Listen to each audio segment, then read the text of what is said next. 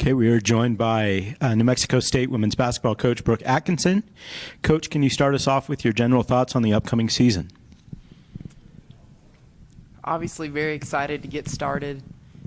One of our big things from last year was when we finished the year, we put the score of that semifinal game of us versus Seattle. So that's been our motivation for the spring, for the summer, and for now, just kind of, having a chip on our shoulder, the hungriness of it. That's just kind of, we've talked about just putting our blinders on and worrying about us and getting better every single day. The Aggies are the consensus pick among the coaches and media to win the WAC title this year. It's obviously a familiar situation for the team, but how does having that target on your back and knowing that your name is circled on everyone's calendar affect you, how you prepare for conference play? It should just be a motivator. Obviously the tradition and the history here of what people have done before us is great, and but it's just every single day, how are you preparing for on the road at Bakersfield, at Seattle, at Grand Canyon? That's just kind of, you really shouldn't have to say anymore, because you are going to get everybody's best effort. And that's, we have we have 5 seniors and we have a lot of, experience. So I kind of let them lead the way as well on what they've done before. You have Brooke, Gia Pack, who have gone through this before. So they set the tone, and that's just our motto, is just getting better every day, not taking a play off.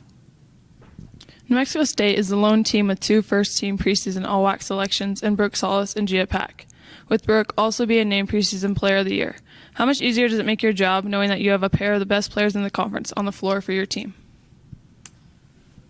Between Brooke and Gia, they have a lot of minutes, and so that makes me feel better. Next year when Brooke graduates, I'll probably be pretty sad, along with our other seniors.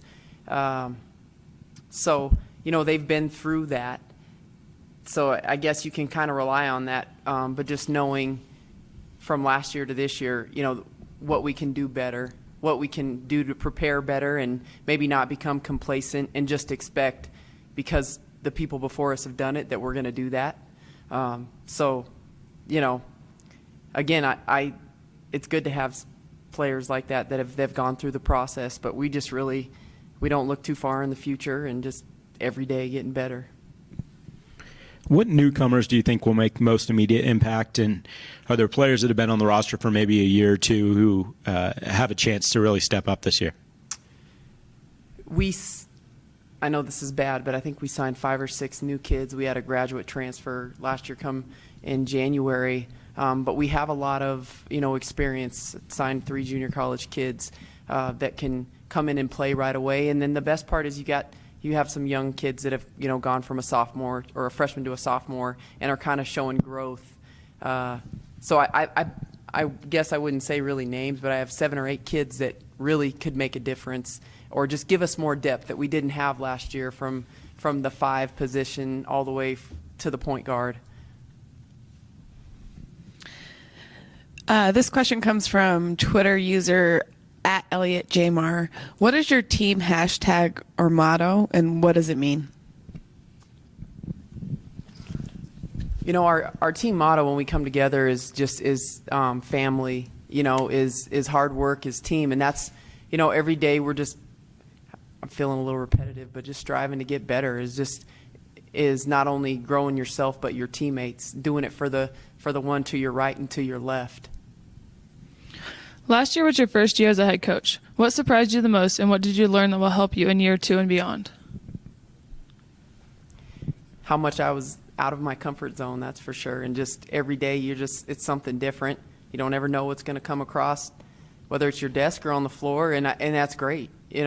I think it's just constantly learning and evolving, and just last year I've worked for a lot of great bosses, and so it's just defining on who I was as a coach, and then having a great team, that's kind of like my coaching staff on the floor. So there was lots of learning last year, that's for sure, but it was very, it kind of eased it to some extent when you go into it and you have kids that have been to the championship 3 times, 4 times, and it's just, new league for me in the sense. And so they very much were about their business, and that, to some extent as a coach, I followed their suit. Last season was extremely wide open in the WAC. There were a lot of competitive games. What do you think contributed to that, and do you expect to see that trend continue into the season? Last year was very exciting. I think with our young women, we just talked about trust in the process, putting yourself in a position to play for a championship, and that's what they did.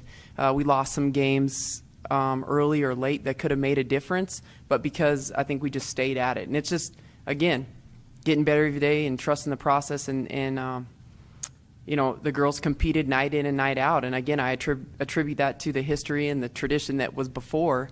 And then they just kind of continued that with my style and my philosophy. So, you get 30 nights. You may have 1 or 2 bad nights, but you just have to be consistent. And that's our thing, is trusting the process, consistency, and just kind of bringing it every day. Can you tell us about your coaching staff this season? No changes. We did have some new additions. We have a couple little babies from my coaching staff that have kind of decorated the office, but that's awesome. I think as being women's basketball, it's great for our young women to see, whether it's dads being dads or coaches, mothers being mothers. So I think that's awesome. But my coaching staff is exactly the same: Ryan McAdams, Aisha Stewart, Deidre Brown, and Earl Lewis. So that's great. We're year 2 together, and we're kind of like just one big family. As student athletes, what do you expect from your players off the court? I don't have a lot of rules. I feel like there's more rules, more to be broken. But I just, I talk about just simple things: being a good person, being a good teammate. I think that kind of takes care of it. How you are off the floor carries on to how you are on the floor and in the classroom, and just understanding your opportunity as a student athlete, as a young woman. And I want to coach adults. Like, I want to coach, young women that are adults, and they really kind of take that challenge on in the sense of having the trust. So they just understand that they're representing something bigger than themselves. Taking a look at your non-conference schedule, you have a really good mix of home games and road games and shorter road games, and like UTEP and New Mexico, and maybe medium and kind of longer road trips with the tournament down in Miami. What's your philosophy in putting together a non-conference schedule and getting prepared for conference play?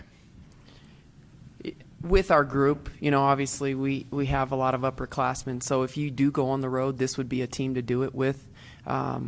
Having 5 seniors and a good handful of juniors, but it's just going to prepare you for, a business trip, going to Seattle, going to Bakersfield.